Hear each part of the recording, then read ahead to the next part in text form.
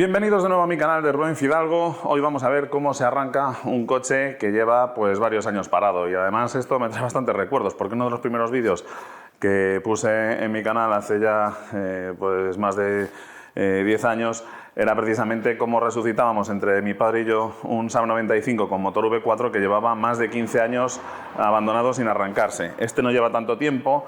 Estamos en abril, bueno, hoy es Jueves Santo de Semana Santa del 2023, o sea que este coche lleva pues unos 5 años y medio aproximadamente sin ponerse en marcha. Es un Saab 96 Sport Monte Carlo. Luego os contaré un poco qué es eso del Sport Monte Carlo, no os preocupéis porque trataré de hacer una videoprueba de este coche en cuanto lo tengamos resucitado. Y para ponerlo en marcha pues voy a utilizar el típico arrancador o biberón de los que hay hoy en día, que son muy compactitos. La verdad es que este trabajo lo va a tener relativamente fácil porque al ser un coche con un motor de 2 tiempos tienen muy poquita compresión y el motor de arranque enseguida gira, pero tenemos el agravante de que la batería está completamente muerta. Vamos a probarla ahora con un voltímetro para que veáis en qué estado está y vamos a ver cuál es el proceso para arrancar un coche que lleva tanto tiempo parado.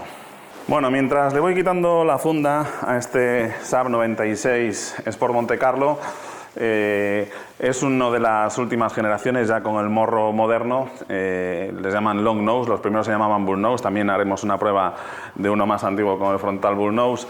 Y estos Monte Carlo tenían este nombre porque con un coche como este fue con el que Eddie Carson ganó en 2 ocasiones el Rally Monte Carlo.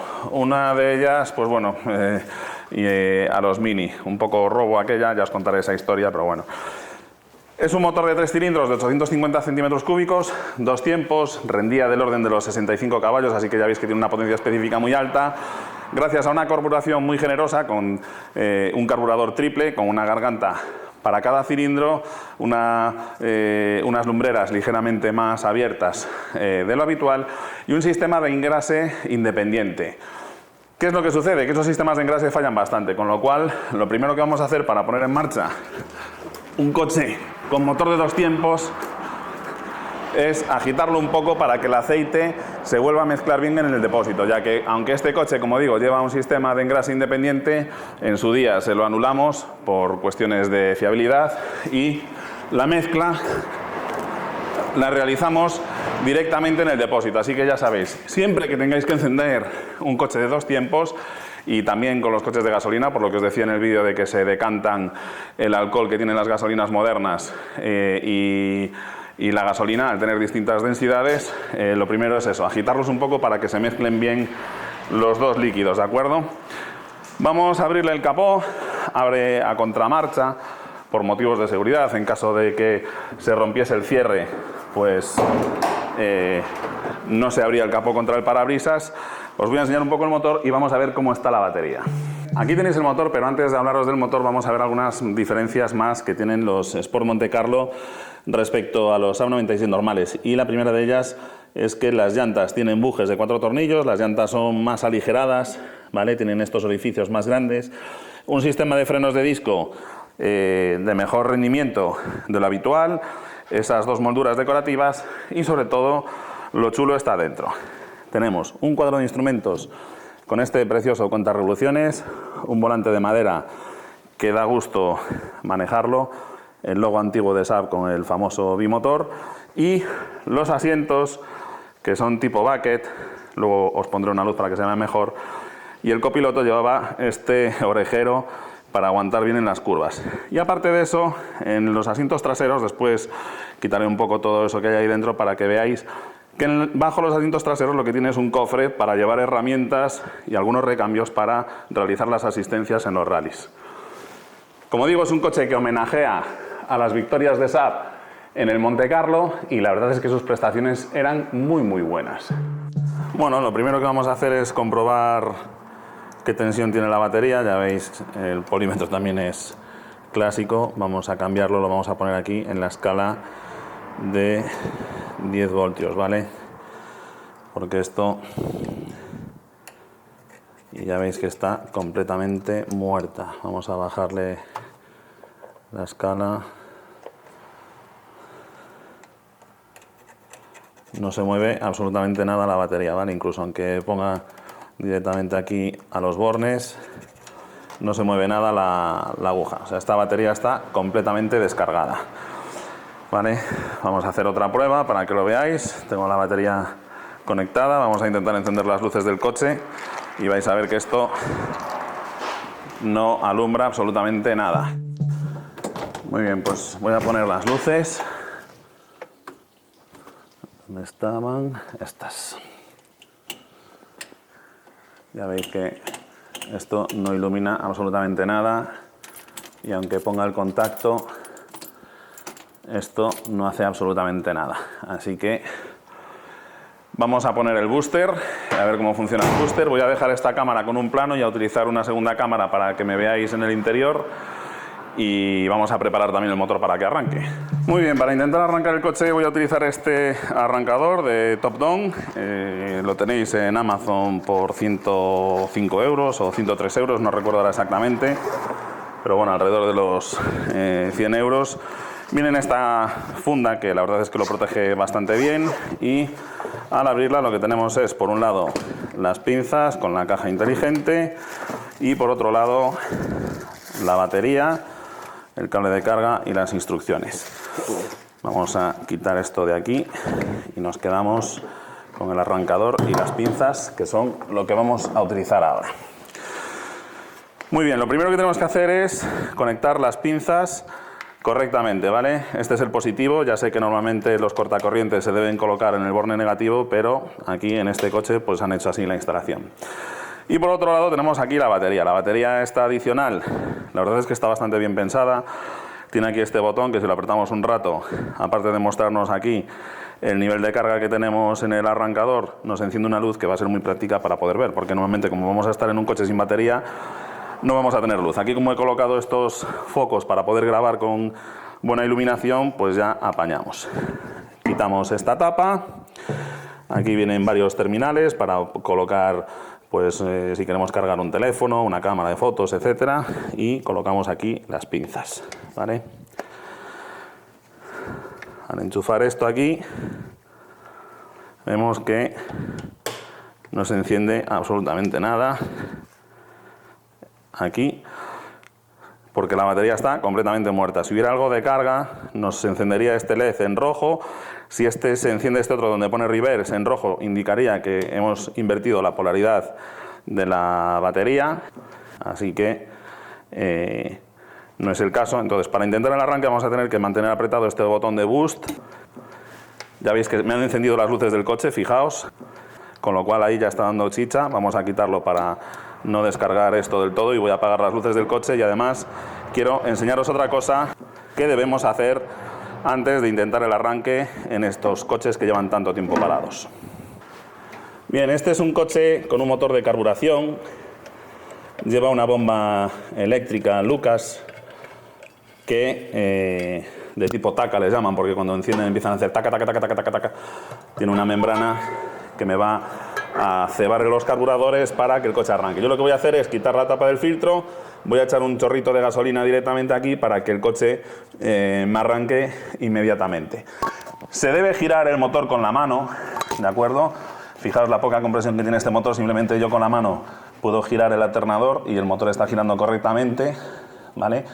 Con lo cual veo que no están los pistones agarrados, ¿vale? Esto es importante, que antes de intentar el arranque hagáis girar un poco el motor a mano para comprobar que efectivamente el motor no está agarrado, ¿vale? Este motor gira bien, con lo cual pues no hay ningún problema en intentar el arranque. Así que venga, voy a echarle un poquito de gasolina al carburador y vamos a intentar arrancarlo y a colocar las cámaras dentro para que veáis el proceso también desde dentro. Bueno, pues antes de conectar el arrancador voy a intentar el arranque. Vamos a ver que esto está en punto muerto. Ya veis que esto no hace absolutamente nada. Y ahora voy a conectar el booster. Primero se conectan las pinzas, ¿de acuerdo?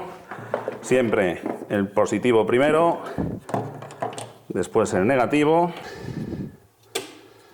que esté bien enchufado. Conecto el booster, ¿vale? Lo conectamos ahí y le damos a este botón. Ya tenemos corriente y ahora tengo 20 segundos para intentar el arranque. Vamos a poner contacto. Ahí suena la bomba ya.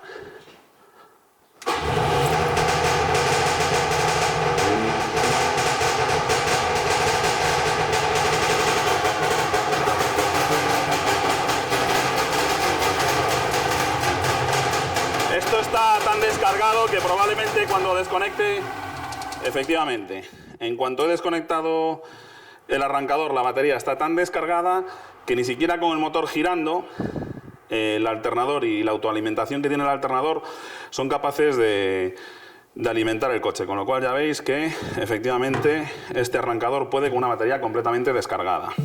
Bueno, aunque os decía que la verdad es que este aparato lo ha tenido bastante fácil porque se trata de un motor con muy poca compresión, me gustaría hacerlo con un coche con un motor de 4 tiempos que tiene más relación de compresión y cuesta más hacer girar el motor de arranque, pero tiene una dificultad y es que la batería está absolutamente muerta, tiene carga cero. Y eso complica mucho las cosas. ¿Por qué? Porque cuando la batería está completamente descargada, lo que nos va a suceder es que al conectar las pinzas de otro coche o la batería de otro coche o lo que sea, esto es como una especie de pozo que se va a comer toda la energía de la otra batería, ¿de acuerdo? O sea que una batería completamente descargada es casi peor incluso que tener el coche sin ninguna batería, ¿vale? Porque esto es como un pozo que se va a comer la energía del coche auxiliar, con lo cual la verdad es que me ha impresionado cómo funciona este arrancador de Top On. De hecho, tengo otro arrancador que había comprado en su momento en el Lidl y con ese no hace absolutamente nada, ¿de acuerdo? Bueno, en vista de que esto ya funciona, vamos a volver a ponerle el filtro de aire antes de que se nos cuele cualquier pieza o suciedad por aquí y nos pueda caer dentro del motor. Vamos a volver a ponerle la tapa del filtro. Y os voy a enseñar el Subwool Nose que tenemos aquí al lado. Este tiene la batería correcta y así lo podréis escuchar para ver el sonido que tiene, porque la verdad es que estos motores de 3 cilindros tienen una sonoridad muy peculiar. De hecho, a Eric Carlson le preguntaban cómo era capaz de ganar en el Rally Monte Carlo a coches muchísimo más potentes que su Saab 96 y decía que uno de los motivos era el sonido del coche. Decía que el ruido del coche te hacía ir más rápido y otro de los motivos era que su maniobrabilidad era tan buena que básicamente él conducía con el pie derecho pisando el acelerador a fondo permanentemente y solamente reducía la velocidad utilizando los frenos, de ahí que tuvieran que mejorar bastante el sistema de frenado porque lo sometía a bastante estrés, pero el coche trazaba las curvas y hacía absolutamente todo prácticamente con el gas a fondo. Os animo a que busquéis vídeos del Saab 96 Monte Carlo porque el sonido que tiene y la espectacularidad de la conducción de Eric Carlson son súper llamativos. Bien, aquí tenéis con un poquito más de luz los asientos, fijaos en cómo es la banqueta, ¿vale? Para sujetar bien el cuerpo y cómo es el copiloto el que tenía el reposacabezas, porque el copiloto es el que tenía el trabajo más duro. El precioso cuadro de instrumentos, la verdad es que es una preciosidad, súper legible y muy atractivo. Y ahora os voy a enseñar la parte trasera y esos cofres para llevar herramientas y recambios. Muy bien, pues aquí tenéis los asientos traseros, son completamente distintos a los de los demás Saab 96. Como os digo, debajo de las banquetas, que básicamente es una tabla con un pequeño cojín, ahí lo veis, tenían estos cofres en los que llevaban, pues eso, una bomba de agua, manguitos, etcétera, ¿vale? Ya veis que esto es simplemente un cojín puesto encima de una tablilla. También los reposabrazos se aprovechaban para llevar piezas en ellos, ¿de acuerdo? Bueno, pues voy a recoger este arrancador de Top Down. Tiene aquí las características: 2000 amperios de pico de corriente, me parece una auténtica barbaridad. La capacidad es de 16.000 miliamperios hora, es decir, 16 amperios hora de capacidad, y un voltaje de salida de 12 voltios en corriente continua con un pico de 16,8 voltios, ¿de acuerdo? Y la verdad es que me ha impresionado bastante cómo arranca.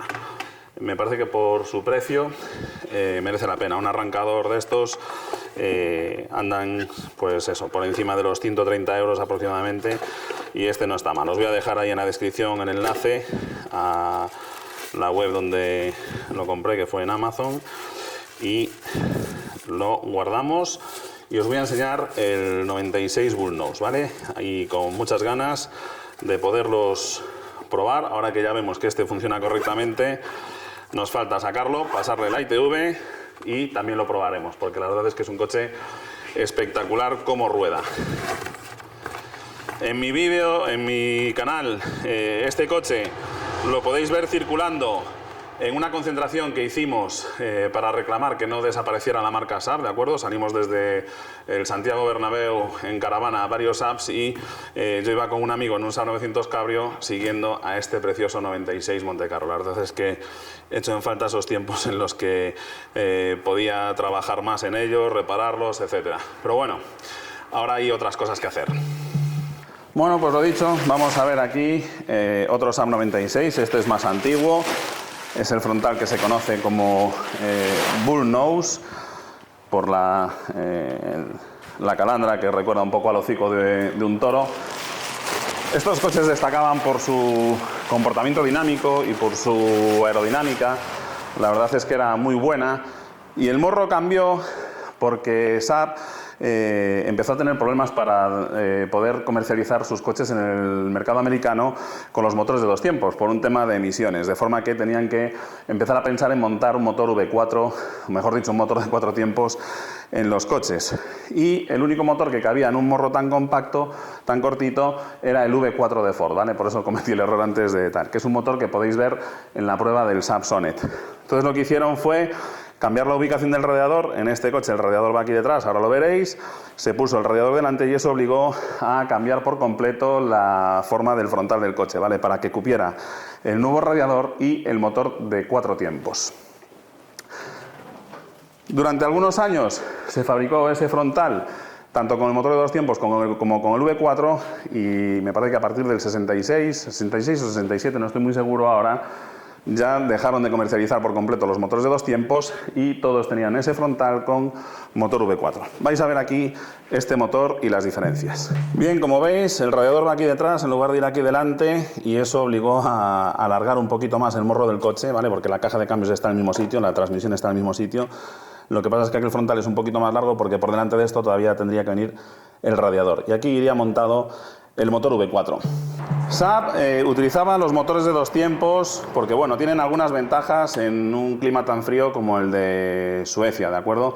Al no tener un aceite que cuando estamos a temperaturas tan bajas, bajo cero, está espeso como la miel, y eso hace que sea muy difícil hacerlo girar, y sobre todo en aquella época en la que las baterías eran muy malas, los motores de arranque apenas tenían fuerza para hacer girar los motores, de forma que estos motores de 2 tiempos arrancaban muy fácilmente a temperaturas bajísimas, y además también tenían algunas otras ventajas. Por ejemplo, hay una anécdota con el Saab 96 en el rally, no sé si fue en el Safari o en el Kenia.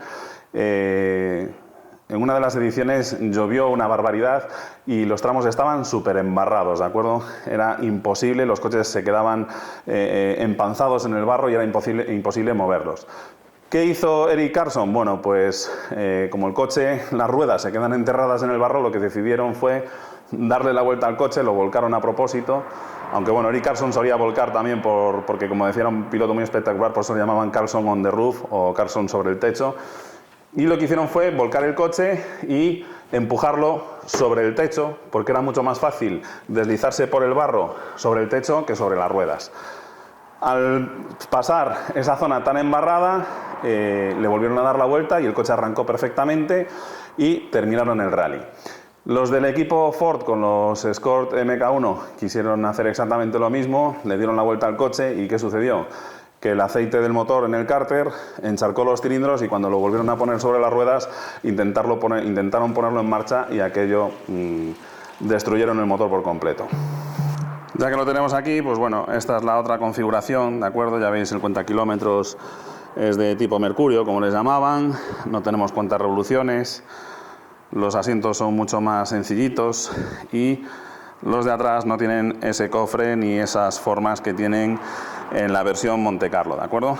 Vamos a ponerlo en marcha porque es un coche que tiene un sonido muy característico y la verdad es que un rodar muy majo también.